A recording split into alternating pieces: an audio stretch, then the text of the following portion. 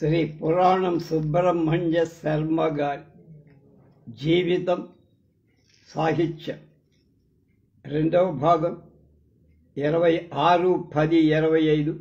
ఆయన కథ చెప్తున్నా. ఇప్పుడు కలకానిది అనే కథ. అందులో భార్య పిల్లల్ని కొట్టడం జరుగుతోంది. ఈ రభస చూడలేక ఇడ్లీ ఎక్స్ప్రెస్ మొహానికి అడ్డు పెట్టుకున్నాడు గోల్రావు. ఇంతలో చంటిమండ ఎప్పుడు లేచిందో ఎవరూ చూడలేదు. అంతా పాడు చేసి పక్క బట్టలు, మంచం, నవారు, చేతులు, కాళ్ళ అంతా అసహ్యం చేసేసుకో. అయితే చూస్తూ ఊరుకున్నారన్నమాట. సాధించండి, అంతా కలిపి నన్ను సాధించండి. నేనే మనుషులనుకున్నారా, మానవులనుకున్నారా? నేను ఒక అమ్మ కడుపున పుట్టినదా, నాకు సుఖపడాలని ఉంటుంది అంటూ ఒక చేత్తో ఆ గుంట ముండను ఎత్తి దొడ్డో గూడ్స్ గచ్చు మీద కుదేసి సన్నీళ్లతో కడుగుతుంటే ఆ తండ్రిది గావు కేకలు పెడుతూ ఏడుస్తుంది. ఏడ్చినందుకు మరి 2 తగలనిచ్చింది కసిదే. అశక్తులైన తల్లులు పెంచటం చేతకాక చంటి పిల్లలను పెట్టే హింసకు అరికట్టడానికి ఏ శక్తులు చాలు. పాల కోసం ఏడిస్తే పీక పిసిగేస్తా ఈ ముండని, మీ పీడ నా పీడ కూడా విరగడవుతుంది అని ఘోరమైన ప్రతిజ్ఞ చేస్తూ తెల్లారగట్టే లేచి వెళ్ళారు. ఏది పాల డబ్బా తెచ్చారా అని భయంకరమైనటువంటి ప్రశ్న వేసి షావుకారి ఇంటికి దొడ్డి గుమ్మాన వెళ్తే ఇస్తాడని వెళ్ళి రక్తహస్తాలతో తిరిగి వచ్చిన భర్తను చేతకాని వాడని హేళన చేస్తే బానే ఉంటుంది, కానీ అలా చేయదు. నర్మగర్భంగా మాటలు అనేసి గుండెలు పగిలేలా ఫిరంగుల్ని పేరుస్తూ ఉంటుంది చాముండి. ఒక్కటి ఇంటి చాకిరి అంతా చేసుకోలేక, సంసారం ఈదలేక అడపాదడపా రెచ్చిపోయి కేకలు పెడితే ఉంటుందని సర్దుకుపోయి ఏదో సంసార పక్షంగా బండి లాగించేస్తుంది. చదువులు, పిల్లలకు పుస్తకాలు, బట్టలు, జోళ్ళు ఎంతెంత లేసి ఖరీదులు ఏది ముట్టుకుంటే అది మండిపోతుంది. ఇటు చూస్తే పొరుళ్ళు, ఆసుపత్రులు, రోగాలు, మందులు, డాక్టర్లు తెమ్మంటున్నారు. ఓ శుభ్రమైన గుడ్డ ముక్క కొనుక్కుందామంటే భయం. నెలకు 2 సార్లు అయిపోతాయి ఇంట్లో సాబ్. అవి కొనుక్కోవడం కష్టంగా. కూరల సంగతి సరే, నూనెలు, నేతులు సంగతి చెప్పాలా? వెధవది ఒళ్ళు రుద్దుకునే సబ్బు బిళ్ళ 30 స్నానాల గదిలో పడేస్తే కాకులెత్తుకుపోతున్నాయి. ఇంటి నిండా ఎలకలు. అవి సరుకులన్నీ ధ్వంసం చేస్తారు, బట్టలు కురికేస్తారు. ఆఫీసులో నానా చాకరీ చేసి అడ్డమైన వెధవలు అడుగులకు మడుగులు. ఇంటికి వస్తే ఇల్లు నరక కూపంగా ఉండటమా? ఎప్పుడు చాముండి నిద్రపోయే వరకు అరుస్తూనే ఉండి, పిల్లల్ని బాదుతూనే ఉండి, తుడిచిందే తొడడు, కడిగిందే కడకడు, చీపలు కట్టా బాల్చి అలుగుడ్డ ఉంటే చాలు కాలక్షేపం అయిపో. ఇల్లు ఎరకాటం, ఆలి మర్కడం. 10 రూపాయలు ఇచ్చినా ఎవరూ నిలదెక్కుకొని పనిచేసి చావటల్లా. 3 గంటలకు సినిమా హాలు దగ్గర ఆఖరి తరగతి టిక్కెట్ల కోసం కుమ్ములాడుకుంటున్న చామంతి పువ్వుల గుంపులో పని మనిషి నాగమ్మ కనిపించి గోపాలరావు దేవి గారికి చెప్పాడు. జ్వరం వచ్చింది, రాలేనని కబురు పంపించి దాని నాలుక చీరయ్యాలంది. కామేశ్వరికి జడేస్తూ పక్కన పోయి పడిపోయిన రెబ్బెను వెతుక్కుంటూ తలెత్తకుండాలి. దేవి గారి అభిప్రాయం ప్రకారం పని మనుషులు అబద్ధం ఆడకూడదు, తినటానికి లేదంటారు కదా, వీళ్ళకి సినిమాలకు డబ్బులు ఎక్కడివి, వాళ్ళంతేలే అని చప్పరించేశారు. అది అటు పోటు ఇటు పోయి సంపాదిస్తూనే ఉంటుంది అని కళ్ళు అదోలా తిప్పి, మీరికక్కడేం పని, మీరెందుకు వెళ్ళారు అక్కడికి? నేనెక్కడికి వెళ్ళేది? రేపటి నుంచి డైరీ రాసి ఉంచుదా, చదువుకోను.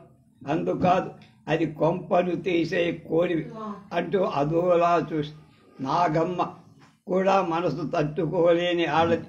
వెర్రి బాగులు. దానికి 2-3 పిల్లలు. అది వాళ్ళని పెంచుకుంటూ రావాలి. ఇంతలేసి జీతాలు తెస్తున్న సంసారాలే డింకీలు కూడా. అది ఎర్రగా బుర్రగా ఉన్న దాన్ని చేరదీసి ఒక కాంట్రాక్టర్ నెమ్మదిగా కాపురం వెలిగించాడని, ఇద్దరు ఆడపిల్లలు కూడా పుట్టారని, ఆ తర్వాత ఆ మహారాజు కాంట్రాక్టులో కడిపారిపోగా తండ్రి తగలేశాడని, నాగమ్మ జీవితం వెర్రి నాగమ్మ జీవితం కింద మారిందని, కూలీ నాలి చేసుకొని అంట్లు తోముకొని బతుకుతున్నదని ఎవరో చెప్పారు చాముండికి. అలా పోయిన వాళ్లకు జరగాల్సిందే శాస్తి అని కర్కశంగా అన్నది చాముండి. గోల్రావు పెసరంత జాలిగుండి బతకడం పెద్ద పోరాటం కింద మారిందని, రోజుకి మనిషికి ఇచ్చే రూపాయన్నర కూలి తిండికే చాలదని, మనం పని మనుషులకు ఇచ్చే జీతం వాళ్లకు ఎందుకు కొరగాదని, అందుకే ఒకరోజు వస్తే ఒకరోజు రారని, వాళ్లకు యజమానులంటే లక్ష్యం లేదని, అది వాళ్ళ పాపం కాదని చాముండేశ్వరీదేవి గోపాలరావు నచ్చ చెప్పాలని ఎంతో ప్రయత్నం. ఓ 50 రూపాయలు ఎర్రగా బుర్రగా ఉన్నదాన్ని పెట్టమన్న మీ తాత్పర్యం అని. అలా బందరిచ్చి పెట్టుకునేవాళ్ళు సెక్రటరీలు అంటారు. ఆ మాటలు అర్థం కాల ఇల్లాలి. సరేలే, ముందు ముందు ఇళ్లలో పనిచేసేందుకు మనుషులు దొరకరు. మన ఇచ్చే జీతాలు వాళ్ళకేం గిట్టుబాటు కావు. కూలి పనులకు పోతా చామంతి పువ్వులెట్టుకొని ఇది మ్యాట్రీకి పోతుంది. కూలి పని ఏం చేస్తుంది? పిల్లలతో దీన్ని ఎవడి పనిలో పెట్టుకుంటా అని నాగమ్మ కూలి పనికి వెళ్ళటానికి ఉన్న అయోగ్యతలు చెప్పి, దీనికి మట్టిలో ఆడుతూ దిశమలతో పీసుకొట్టిన జుట్టుతో తిరిగే 2 ఆడపిల్లలు గంజి కాసి పొయ్యటమే కష్టమవుతుంది. ఆ రోజుల్లో పిల్లలు ఎలా పోషిస్తుంది? వాళ్ళు ఆఖరికి వాళ్ళు ఏడుస్తుంటే ఆదరాబాద అటు ఇటు పరిగెత్తి అబద్ధమో సబద్ధము ఆడి ఏ ఇల్లాలి గుండు కరిగించి పావలా బేళ పలక బియ్యం గోధుమ పిండి అడుక్కు తెచ్చుకొని పొట్టలు నింపుకోవడం కన్నా నాగమ్మ మరింకేం చేస్తుంది? అప్పుడే సినిమా డ్రెస్ మార్చేసి మాసిన చీరగట్టి బుడిబడి దీర్ఘాలు తీస్తూ వచ్చింది రాగ. వెంట 2 పిల్లలు అంట కుండల్లా ఉన్నారు. దొంగలడ్డారమ్మ పెట్టి బద్దలు కొట్టి అంతా ఎత్తుకుపోనారు. అంతే బుడ్డిలో కెరసనాయలు కూడా ఉంపేసుకుపోనారు. బట్టలెత్తుకుపోనారు. చాలే ఉరుకో, పెద్ద వెండి బంగారాలు ఎత్తుకుపోయినట్టు అరుస్తుంది. వెండి బంగారాలు పోయిన వాళ్లే ఏడవాలి. నాగమ్మకు హక్కు లేనట్టు చాముండి మాట్లాడు. ఓ రూపాయి ఉంటే యుద్ధు తల్లి, పిల్లలకి ఆకలికి పడున్నారు. జ్వరం వచ్చి పేనం చుట్టుకు పోనాది. కళ్ళల్లో పుసురు, ఒంటి నిండా మట్టి, సంస్కార విహీనమైన జుట్టు. ఆ పిల్లలు నిజంగా పిశాచాల్లాగా. అందులో ఓ పిశాచ్ పెద్ద పెద్ద కళ్ళు కాస్త పచ్చగా, ఒళ్ళు పెరిగి పెద్దదైతే ఊరంతా తన చుట్టూ తిప్పుకునేలా ఉంది. రూపాయి ఎందుకు? 2వ ఆట సినిమాకు డబ్బులు తక్కువయ్యాయా? పిల్లలు ఆకలికి చుట్టుకుపోతున్నారంటే 2వ ఆట సినిమా అంటావేమి తల్లి? నువ్వు జ్వరం వచ్చిందని చెప్పి పనెగొట్టి మ్యాట్రీ సినిమాకి వెళ్ళలా అని చాముండి తుర్ఫాసు కొట్టి, ఎవరమ్మా నీకు ఇలాంటి కిత్తని మాట శపథ అల్లని ఆ ముందు నా కీడ్సు ఆళ్ళని నా ముందు కీడ్సు కూడా చెప్పుతాను అని నాగమ్మ శపథం చెప్పి, ఎవరు మీ అయ్యగారి నేను సరస్వతి తాకి దగ్గర చూశానంటున్నా. అంత నిర్దయగా నిలదీసి అడగటం చాముండేశ్వరికి అట్టే బాగులేదనిపించింది గోల్రావుకి. ఆత్మత్తల్లో అయ్యగారు చూస్తే నిజమే అయ్యుండదు. నానెళ్ళల తల్లో మేస్త్రీ కాళ్ళకు డబ్బులు అడుక్కొందుకు పోయా. మా అప్ప ఉన్నది పెత్తల్లి కూతురు, అది అచ్చం నాకు మళ్ళా అని ఆపడదాది. దాన్ని కావాల అయ్యగారు చూసి, నాను పాలే ఆడా ఈడా ఎలాగుంటాను తల్లి అని ఒక మనిషి ఒకసారి 2 చోట్ల ఉండలేని నాగమ్మ చాముండికి సైన్స్ చెబుతారు. రూపాయి పారేయండమ్మా మీకు పుణ్యముంటుంది. గోపాలరావు జేబులోంచి రూపాయి కాగితం తీయబోయాడు. చాముండి కొర చూసి నాగం పనిలోకి వెళ్ళాక పని మనిషితో ఏదో నేను మాట్లాడుతుంటే, మీరెందుకు మధ్య దానికి లాగా డబ్బు అలవాటు చేస్తే పట్టుకు పీడిస్తే నెల జీతం పట్టుకుపోయి రోజు డబ్బులంటే ఎలాగా అని మందది. పోలేదు, మనమే ఊరికే ఇవ్వటం లేదుగా, ఆ రూపాయి జీతంలో కోసేద్దాం అన్నారు. చాముండి పని మనిషిని విచారించబోయి తనను విచారించకుండా ఉండగలదు, రూపాయి ఇచ్చి తప్పించుకుందామనుకున్నాడు గోల. అక్కడికి మీరు దయాసముద్రులు, నేను కఠినాత్మురాలి, అదసలే కొంపలు తీసే కురివిల్ల, ఇలా మీరు కలగజేసుకుంటే అది నన్ను లోకువ చేస్తుందంటూ వ్యాఖ్య. దొడ్లో బాదం చెట్టు కింద నుంచి మంచి సినిమా పాటలు వినిపి పోకిరి పీలుగా అంటు తోముతూ సినిమా పాటలు పాడుతోంది. దీనింట్లో దొంగలు పడ్డారంటే నమ్మటం ఎలా? గోల్రావు మడత మంచం వాల్చుకొని డిటెక్టివ్ పుస్తకం చదువుతున్నా. చాముండి అన్నట్టు మర్చిపోయాను అని లేచి పిల్లలు తినగా మూత పెట్టిన టిఫిన్ పట్టుకొచ్చి గోపాలరావుకి పిశాచాలు చూస్తుండగా టిఫిన్ తినడం గోపాల్కి ఇష్టం లేదు. ఆ టిఫిన్ చాముండి చూడకుండా పిశాచాలకు పడేసి వీధిలోకి పట్టుకుపోయి తినమన్నాడు. గిన్నెలు తప్పుడవుతున్నాయి, అలాంటి పోకిరి పాటలు పాడు, అయ్యగారింట్లో ఉన్నారందిది. అమ్మగారు సానాసుట్లు అడగాలని మరిసోయబోతుంట. పీవించటం అంటాడు హీరో సినిమాలో. అదేటమ్మా నాన్ తెలకడుగుతుంది.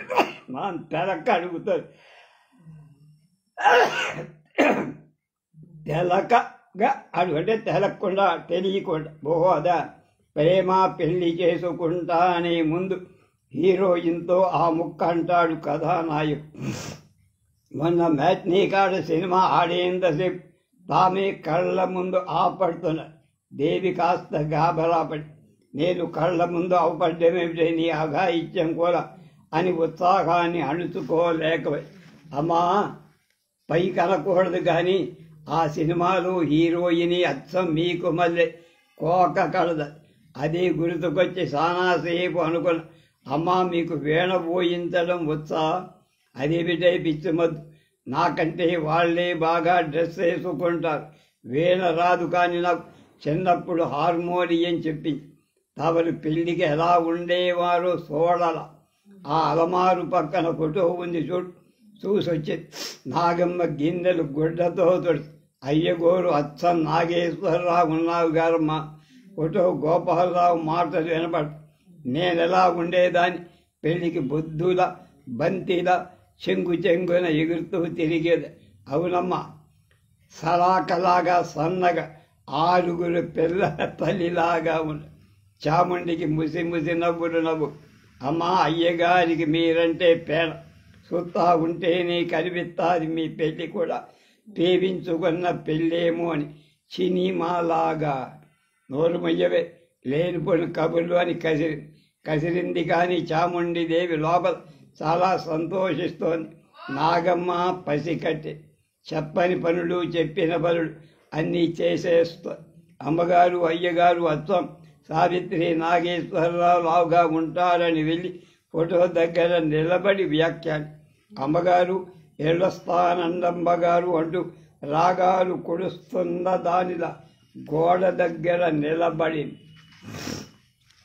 ఉండవే పిచ్చివద్దు అని స్టీలు గిన్నెలో అన్నం మిగిలిపోయిన కూర పులుసు పెట్టి ఇచ్చి, పిల్లలకు పాత గౌనులు దండిచ్చి రూపాయి తీసి ఇచ్చి, అది పిల్లలు నడిపించుకుంటూ స్టీలు గిన్నెలోని పదార్థాలతో నడిచి వెళ్తుంటే గడప దగ్గర చూస్తూ నిలబడి చూస్తా ఉంటే నాకు అనిపిస్తుంది మీ పెళ్ళి కూడా పేవించుకున్న పెళ్ళేమో అని. చినిమూలాల ఆ మాటలు చెవికి అమృతపు జల్లుల తగిలాయి దేవి. ఆ మురికి కొంప, ఆ అల్లరి పిల్లలు, ఆ గుమాస్తా మొగుడు, ఆ సంసారమే నందనోద్యానంలా కనిపించి క్షణంసేపు స్వర్గంలో ఉన్న చాముండి ఫీల్ అయింది. తర్వాత పని మనిషి రాల. పిల్లలు ఏడుస్తూ రోడ్ల మీద చెంపిరి జుట్టుతో తిరుగుతున్నారు. నాగమ్మను పోలీసులు ఎత్తుకుపోయి జైల్లో వేశారు. రాత్రిళ్ళు వీధుల్లో తిరిగే ఆడాళ్లను పట్టుకొని పోలీసులు కోర్టులో హాజరుపరిచారు. పిల్లలు ఏడుస్తుండే చూడలేక గోపాలరావు పోలీసులు కనుకొని కోర్టుకు వెళ్ళి రహస్యంగా జల్మానా కట్టి నాగమ్మను విడిపించి కోర్టు దగ్గర పచ్చని చెట్టుకి తిన్నగా ఉండక ఎందుకొచ్చిన పాడు బుద్ధిలో అన్నాడు. మాట వరుస ఏదో అనాదిగా ఏం మాట్లాడాలి తోచక కళ్ళు తుడుచు. మా బతుకులు మరి అడక్కండి బాబు, చెప్పుకుంటే సిగ్గేస్తుంది అన్నది నాగమ్మ. బేడ రొట్టె కొని ముక్కలు తుంచి తీలో ముంచి పిల్లలకు పెడి కలకానిది అనే సినిమా పాట వాయించుకుంటూ పోతున్నాడు రోడ్డు మీద సినిమా వాడు. సుధా అనే పత్రికలో సెప్టెంబర్ 1967లో ఈ కలకానిది అనేటువంటి కథ పడి సరికొత్త ప్రయోగం అనే విషయాన్ని కొడవటి గంటి కుటుంబరావు రాశారు. తెలుగులో నిజమైన సాహిత్యం చాలా తక్కువగానే ఉంటుందని దిగులే పడేవాడున్నారు. కానీ మంచి జర్నలిజం ఇంకా తక్కువగా ఉన్న సంగతి చాలామంది గుర్తించినట్టు లేదు. దానికి కారణం ఆధునిక యుగంలో జర్నలిజం గల విలువ జనసామాన్యానికి తెలియకపో. సాహిత్యంలో ఉండే భేషజం కూడా జర్నలిజంలో లేదు. అది వర్తమాన సామాజికుడితో వర్తమాన జీవితం గురించి నిత్య వ్యవహారికంలో మాట్లాడుతూ సాహిత్యం శాశ్వతమైన విలువలు కలదని, జర్నలిజం తాత్కాలికమైన విలువలు కలదని అసంఖ్యాకుల అభిప్రాయం. దీనికి పూర్తిగా విరుద్ధమైన అభిప్రాయం గల పాశ్చాత్య విమర్శకుడు కనీసం ఒక్కరున్నట్టు నాకు తెలుసు. జర్నలిజంలో గట్టి వాళ్ల కింద లెక్కించదగిన వాళ్ళు బహు కొద్ది మంది అని నా అంచనా. నాకు మంచి సాహిత్యం అంటే ఎంత ఇష్టమో మంచి జర్నలిజం అంటే కూడా అంతే ఇష్టం. అందుకనే నేను ఇల్లాలి ముచ్చట విడవకుండా చదువుతూ వస్తాను. తెలుగులో జర్నలిజంకు గొప్ప సేవ చేసి అందులో ఒక కొత్త శకం ప్రారంభించే నార్లవారి పత్రికలో వెలువడుతున్న ఇల్లాలి ముచ్చట్లు శీర్షిక తెలుగు జర్నలిజంలో ఒక సరికొత్త ప్రయోగం కావటమే కాక చాలా విజయవంతమైన ప్రయోగం. ఈ మాట అనటానికి నాకున్న ఆధారాలేమిటి? అది ములుకుతాళ్ళు చరణాలకు, అది ములుకుతాళ్ల చరణాకు. దాన్ని ఒక్కసారి జడిపిస్తే అనేక చోట్ల గాయాలవుతాయి. గ్రాండ్ కాన్వాస్ ఉపయోగ ఒక్క ధ్వనికి అనేక ప్రతిధ్వనులు వినిపిస్తాయి. అలా రాయటం తేలికని ఎవరన్నా భ్రమపడితే ప్రయత్నించి చూడచ్చు.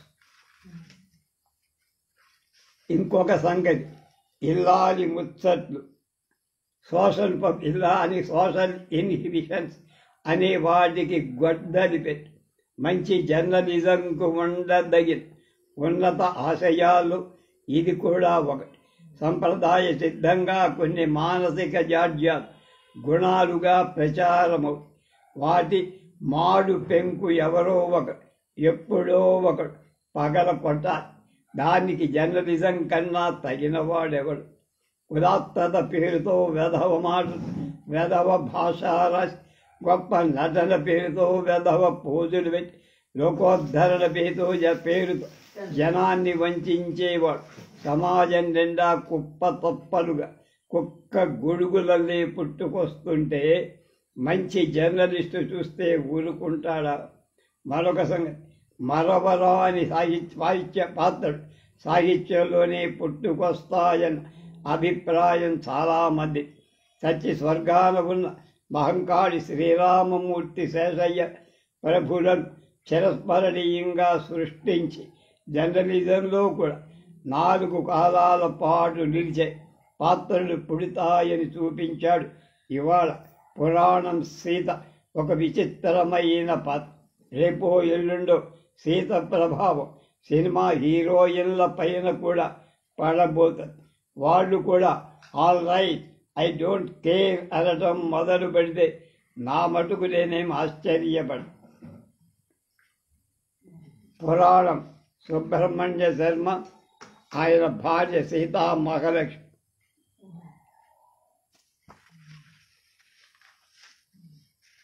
ఉగాది మళ్ళీ వస్తుందా? ఇల్లాలి ముచ్చట్లలో మొదటి ముచ్చట. ఈ ఉగాదికి మన పెళ్ళై ఎన్నేళ్ళైనట్టు? ఈ వెళ్ళిపోయిన సంవత్సరాలని అలా నవ్వుతూ పలకరించి ఎక్కడికి వెళ్ళినట్టు కలకాలం నిలిచిపోయేవి కొన్ని కొన్ని భ్రమలు జ్ఞాపకాలే కదండి. ఎందుకు అలా నవ్వుతారు? మనకు పెళ్ళయి ఉండండి. మనకు పెళ్ళయిన 6-7 నెలలకి శ్రావణ మాసంలో స్వరాజ్యం వచ్చి అప్పుడు నాకు 12 ఏట పెళ్ళైతే 16 ఏళ్లకే కదా నానిగాడు పుట్టింది. ఇప్పుడు ఈ ప్లవంగ ఉగాది సంటిదానికి 8 నెలలు. అబ్బో 20 సంవత్సరాలే మీరు నేను ఉన్న మనంగా మార్చేసిన ఈ 20 ఉగాదులు ఎక్కడికి వెళ్ళిపోయినట్టు చెప్పమా?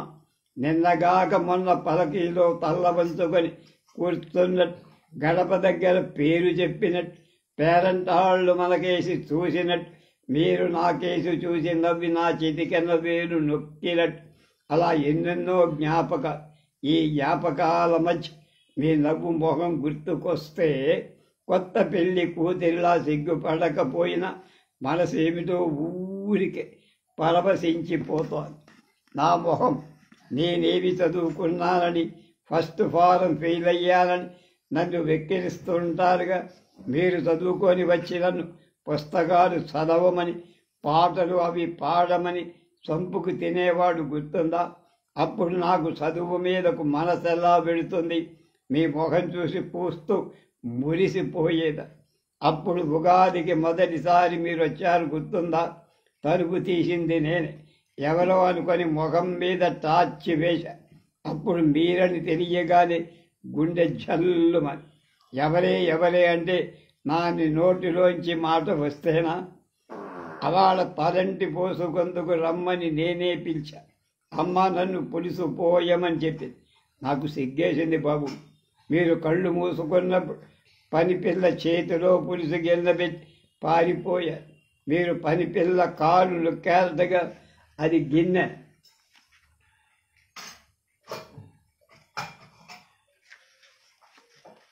పారేసి పారిపోయింది. నీకు కోపం వచ్చి నాతో మాట్లాడడం మానేశాను. పలహారం చేయనని, బట్టలు కట్టుకోనని అడిగారు. అమ్మ నా మీద కోపడి నేను ఏడుస్తూ పడుకొని. అప్పుడు నాన్న దాలయ్య బండి కట్టి ఎద్దుల బండి మీద పెనుగొండమని ఇద్దరిని సినిమాకు పంపించారు. అప్పుడు మనం చూసాం బాలరాజు సినిమాలో బాలరాజులా మీరు నాకు కనిపించి, నేను పూలు కొనుక్కోవాలి వెళ్ళి గుళ్ళో, తోటలో, చెరువు మీద మా స్నేహితురాలతో కబుర్లు చెప్తూ కూర్చున్నానని నా చెవి మెలిపెట్టారు గుర్తుందా? మీరు దొంగతనంగా సిగరెట్ల కోసం కాలవ గట్టంట షికారుగా వెళ్ళి ఎంత చీకటి పడ్డా రాకపోయేసరి నా గుండె గబగబా ఎలా కొట్టుకుందని. ఆ కాలవ గట్టంట నా మనసు మీ వెనకాల కలకాలి ఎలా పరిగెత్తిందో నేను ఇప్పుడు చెప్పలే. కొత్త బట్టలు కట్టుకొని నన్ను రాసుకుంటూ మీరు వెళ్ళినప్పుడు నా తలలోని మల్లె చెండును మీరు కొంటగా లాగి నా జడను పట్టుకొని గుంజినప్పుడు, నా నెత్తి మీద పన్నీరు జల్లి నా మెడకు మంచి గంధం పూసి నా బుగ్గను చితికేసి వెళ్ళొస్తానని మీరన్నప్పుడు నిజంగా పండగ ఇంత తొందరగా అయిందేమా అనిపించి, మీరు వెళ్ళిపోతున్నందుకు నా కళ్ళలో నీళ్లు చెంపి నాకు చెప్పరాని ఉడుకుమోత్తనం వచ్చేసి, ఏమండి మళ్ళీ అలాంటి ఉగాది మనకు వస్తుందంటారా? ఓన్లీ మన అమ్మాయికి పెళ్ళవు, మన ఇంటికి అల్లుడొస్తాడు. చిన్న చిన్న పేచీలు, కొసరు ఆగడాలు అన్నీ చూస్తూ జ్ఞాపకాన్ని నమరేసుకుంటూ కలగానైనా బతకవని. ఉమా, భారతి, సీత, సుబ్బు, సీనురావు ఇంతమంది పుట్టుకొస్తారని కలగన్నామా?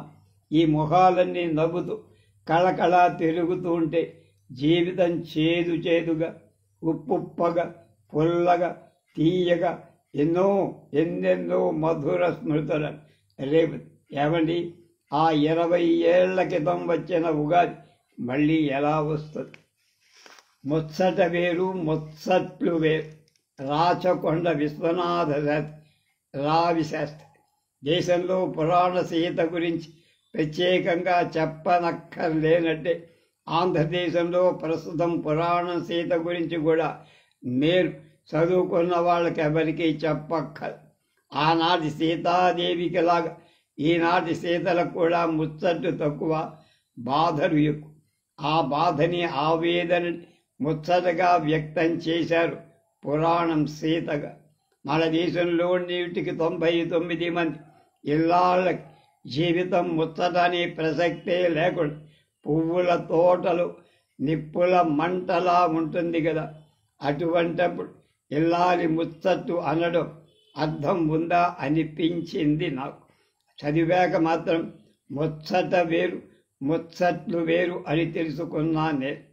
తీన్తారుగా, చిక్కులుగా, బాధలుగా ఉన్న ఈ జీవితం ఎందుకు ఇలా ఉంది అని తెలుసుకోందుకు ఈ వ్యాసాల్లో ఈ ఇల్లాలు కొంత ప్రయత్నించినట్టుగా నాకు తోస్తుంది. రాక్షసులలో పేచీలని ముఖ్యంగా ముందుగా సిద్ధం చేసుకోకుండా మీనమేషాలు లెక్క పెడుతూ ఉండిపోతే తమ జీవితాలన్నీ ముందు ముళ్ళ తీగలతో ఇంకా ముడిపోయి ఉక్కిరి బిక్కిరైపోయి ఊపిరి విడుస్తాయని ప్రతి సీత, ప్రతి రాముడు కూడా త్వరలోనే తెలుసుకోవాలి. అన్యాయం అంటే సీతలందరూ కోపంగానే ఉంటారు. కానీ ఎంచేతను రామచంద్రుడే ఇంకా రంగంలోకి దిగల. అన్యాయం మీద తిరుగుబాటు చెయ్యని దేవుళ్ళు దొంగ దేవుళ్ళే అని తెలుసుకోవాలి.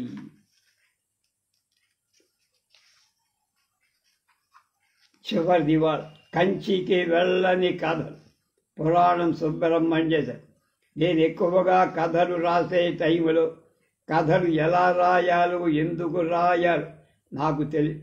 కథలు ఎలా రాయకూడదు, ఎందుకు రాయాలో తెలిసాక నేను అట్టే కథలు ఆ పుస్తకాలు చదివాం, ఈ పుస్తకాలు చదివామంటూ ఆథర్స్ కోర్టు చేస్తూ కథల టెక్నిక్ గురించి, ఇంకా సాహిత్య సంబంధమైన బోలెట్ గ్రంథ విమర్శన సామగ్రి పోగు చేసుకొని కథా సాహిత్యం గురించి ధను తిరిగెట్టేలా లెక్చర్లు దంచే పండితుల పేలపిండి వ్యవహారం మీద నాకంతగా నమ్మకం లేదు. కథలు బాగా రాయటం చేతనైతే అవుతుంది, లేకపోతే లేదు. బాగా రాయని కథలని ఎక్కడికి వెళ్తాయో మనవి అక్కడికే వెళ్తాయి. వగచి విలపింపనేలా ఒకే సంపుటిలో కథలని ఒకే మూడును సృష్టించవు. వాటి వయస్సులో తారతమ్యం సృష్టి ఆరోగ్యాన్ని నిర్దేశిస్తాయి.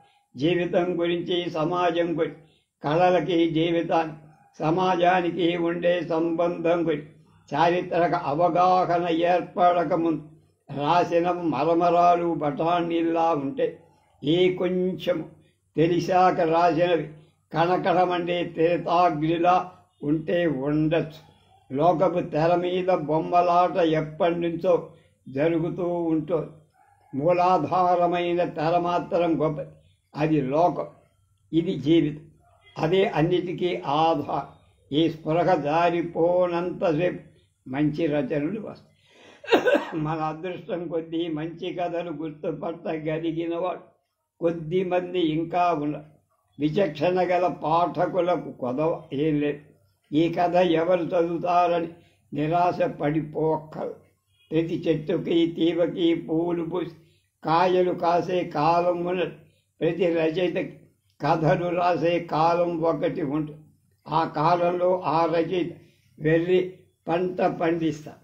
తర్వాత చాలామంది చాలా ఇతరేతర వ్యవహారాల్లో పడిపోయి తాము కథలు రాసేవాళ్ళమని, ఒకప్పుడు కొన్ని మంచి కథలు రాశామని సంగతి మరిచిపోతాడు. ఆ కథలన్నీ వాళ్ళు గతకాలపు తీపి గుర్తులుగా నిలిచిపోతాయి. ఎన్ని తెలిసినా, ఎంత అనుభవమున్నా ప్రతి కానుపు కష్టమై బాధపడే ఇల్లాలిలా రాసిన ప్రతిసారి యమయాతన పడుతూనే ఉంటారు. కథలు అవలీలగా పుట్టవు. ప్రతి రచయిత తాను రాయాల్సిన గొప్ప కథలు భవిష్యత్తులో ఉన్నాయని ఆశతోనే జీవిస్తుంది. సాహిత్యం ఒక బూర్జువా లగ్జరీ.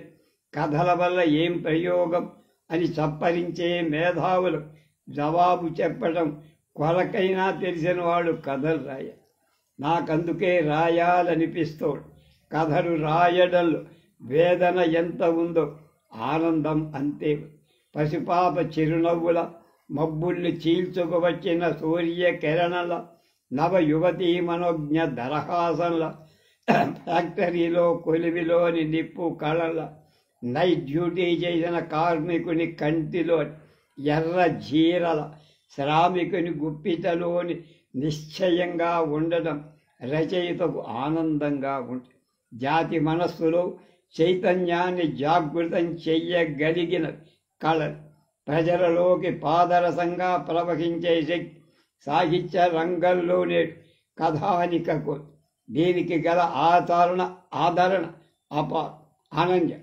ఆ దృష్టితో రూపొందించిన ఈ సంకలంలోని కథలు ఎన్నటికీ నేటికి అనుబంధాలు. గొప్ప కథలనేవి లేవు, ఉంటే అవి మీ మనసు గొప్పతనంలోంచే పుడతాయి. ఉండేవి ఎప్పుడు మంచి కథలే. మంచి కథలంటే ఆరోగ్యవంతమైన జీవితాన్ని కావలసిన కథ. కంచికి విపంచికి దూరం ఎంతని మీరు నన్ను నిలదీస్తే నేను చెప్పలేను. నా కథలేవి కంచికి శివకాంత అనే కథా సంపుటిలో ఈయన 1980లో రాసిన వ్యాసం. రేపు ఐ టు లైక్ ఇట్ అని నందూరి రామ్మోహన్ రావు గారు రాసిన వ్యాసం చూద్దాం.